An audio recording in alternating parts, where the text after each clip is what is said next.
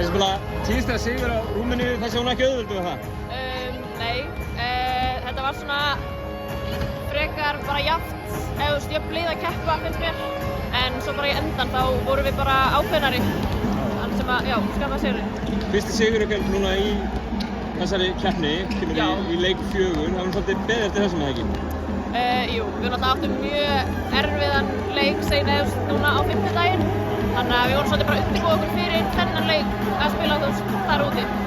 Rosa stemming hérna í dag, einhver hátíð frá 3 og fjöldamyndatökur eftir leikinn, það hlýtur að vera gaman að spila í þessu umhverfi. Já, bara geggjað sko, fá stuðninginn bara frá öllum sem eru hérna. Geggjað. 2 leikir eftir í undankeppninni hjá ykkur, það eru frekar ungir leikir eða ekki? Er ekki Ungverjaland og Spánn núna í febrúar?